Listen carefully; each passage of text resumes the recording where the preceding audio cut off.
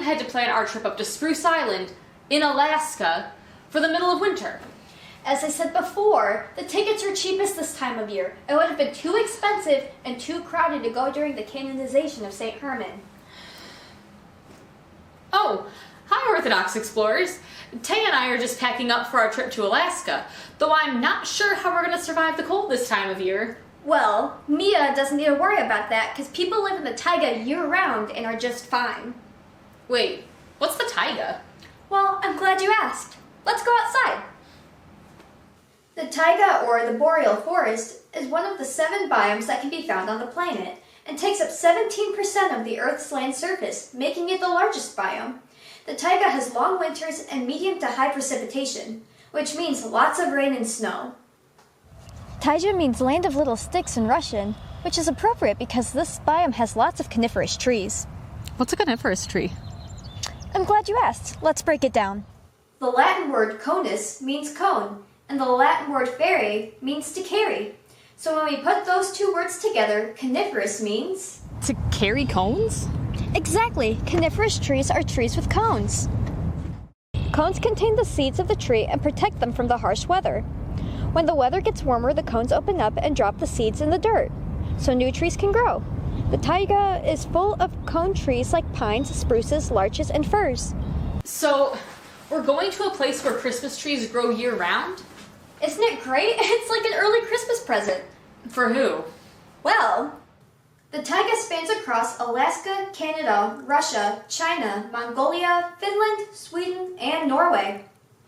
Wow, good for them. It's gotta be hard surviving up there. I don't think I could. Well, there's lots of things other than trees and people who survive up in the taiga. From moose and reindeer to Siberian tigers, lynxes, and hares, the taiga is full of lots of interesting animals. How can any of those animals live up there with all that snow and ice?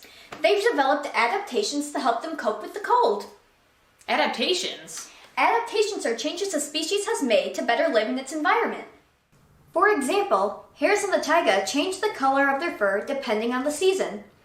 In the spring and summer, they have brown fur that allows them to blend in with the forest floor and brush.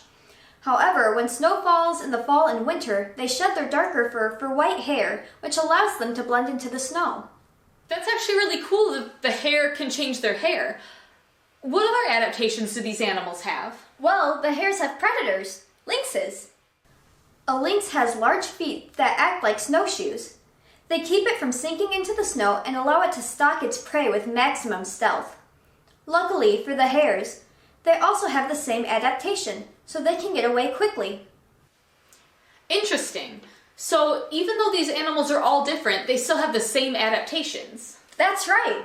In fact, the most common adaptation these animals all have is thick fur. Hares and lynxes have lots of thick fur to help them stay warm during the harsh winters. Other taiga animals with thick fur include beavers, minks, and muskrats.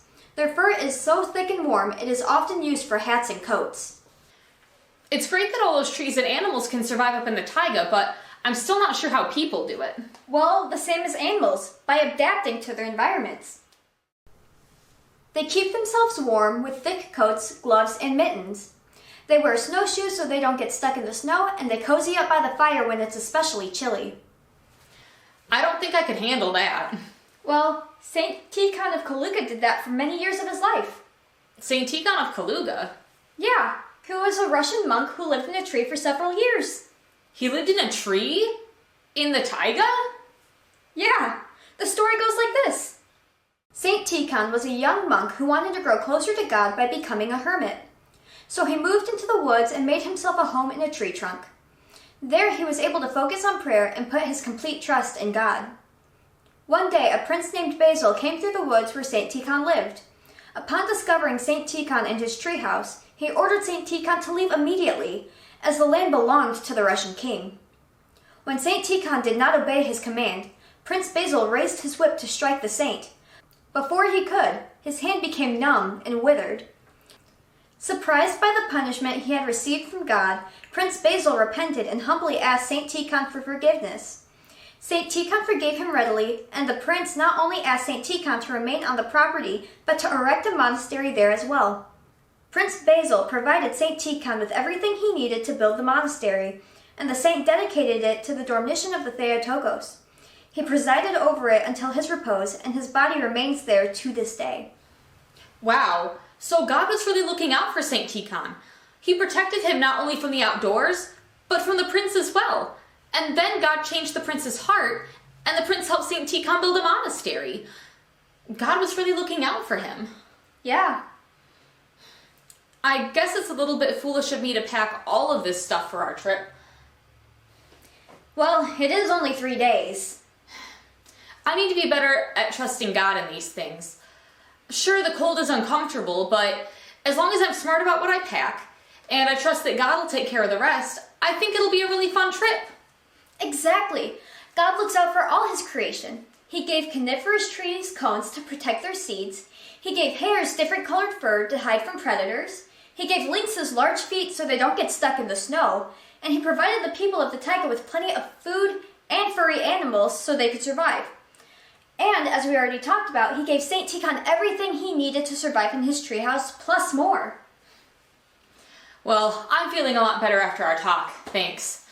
By the way, do we know if God provided us with some good weather for our trip? It says we're expecting 10 inches of snow. I better go find my snowshoes then. Well, thanks for stopping by today, Orthodox Explorers. We hope you come back so we can continue digging into science. And digging into our faith. And 10 inches of snow. Bye. Let's take some of this stuff.